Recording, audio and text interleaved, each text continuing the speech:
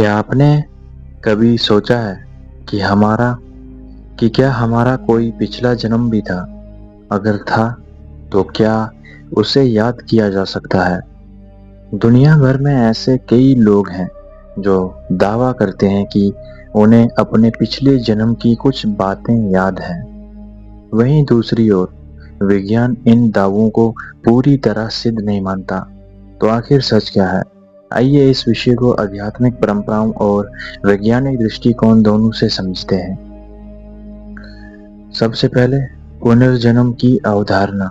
सनातन धर्म में आत्मा को अजर और अमर माना गया है, जो कि आप सबको भी पता ही है।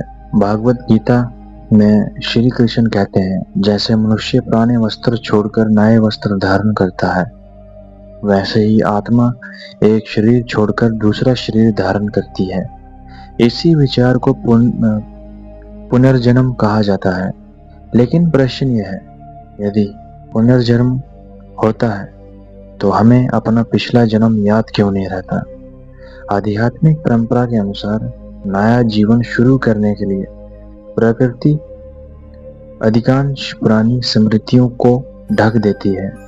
यदि हर जन्म की याद बनी रहे तो वर्तमान जीवन जीना अत्यंत कठिन हो सकता है। शायद इसलिए प्रकृति हमसे हमारी पुरानी स्मृति को ढक कर रखती है या फिर ढक देती है। क्या कुछ लोगों को पिछले जन्म की याद आती है? इस बारे में बात करते हैं। समय समय पर ऐसे मामले सामने आए हैं जहां कुछ छोटे बच्चों ने ऐसी बातें बताई जो उनके वर्तमान जीवन से मेल नहीं खाती थी। इन घटनाओं ने लोगों की रुचि बढ़ाई है, लेकिन इनकी व्याख्या पर आज भी मतभेद है। कुछ लोग इन्हें पुनर्जन्म का संकेत मानते हैं, जबकि वैज्ञानिक इन्हें स्मृति, संयोग, सुझाव या अन्य मनोवैज्ञानिक कारणों से भी जोड़कर देखते हैं। इसलिए इन्हें अंतिम प्रमाण नहीं माना जा सकता। अब बात करते हैं, आखिर क्या ध्यान से यानी मेडिटेशन से पिछला जन्म या फिर पास्ट लाइफ याद किया जा सकता है? योग और कुछ आध्यात्मिक परंपराओं में माना जाता है कि गहन ध्यान यानी गहरा ध्यान, आत्मचिंतन और साधना से व्यक्ति को कुछ प्रतीकात्मक अनुभव या गहरी अंतर्दृष्टि मिल सकती है। लेकिन यह जरूरी नहीं है कि वह अनुभव वास्तव में पिछले जन्म की घटना ही हो। आध्यात्मिक गुरु भी अक्सर सलाह देते हैं कि साधना का उद्देश्य पिछले जन्म जानना नहीं, बल्कि वर्तमान जीवन को बेहतर बनाना होना चाहिए, क्योंकि दुनिया हमेशा आगे ही चलती है, पीछे नहीं चलती। अगर पिछला जन्म याद आ भी गया तो उससे क्या होगा? इसलिए कोशिश करें वर्तमान जीवन को बेहतर करने की और जीने की कोशिश करें पूरे तरीके से। अगर पास्ट लाइफ आपको याद आ भी जाती है तो उससे क्या होगा? अब बात करते हैं एक सबसे महत्वपूर्ण बात। यदि पिछले जन्म का ज्ञान हमारी आध्यात्मिक उन्नति के लिए आवश्यक होता तो शायद प्रकृति उसे हमसे छिपाती नहीं, और यही मैं आपको समझाना भी चाहता हूँ। अगर पिछला जन्म याद करना जरूरी ही होता तो हमें शायद बचपन से ही हमारा पिछला जन्म हमें बचपन से ही याद होना चाहिए था फिर, और भगवान हमें पिछले जन्म से ही सब कुछ याद दिला देता। इसलिए कई संत कहते हैं कि सबसे बड़ा प्रश्न ये नहीं है मैं पिछले जन्म में कौन था, बल्कि ये है मैं इस जन्म में कैसा इंसान बन रहा हूँ। यही प्रश्न हमारे कर्म, हमारे चरित्र और हमारे भविष्य को निर्धारित करता है। तो क्या आपने पिछला जन्म याद किया जा सकता है? तो क्या अपना पिछला जन्म याद किया जा सकता है? इसका कोई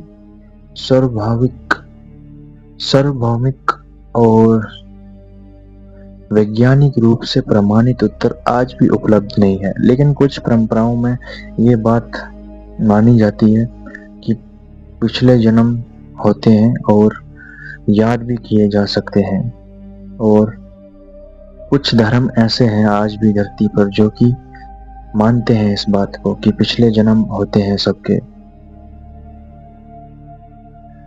अब आध्यात्मिक परंपराएं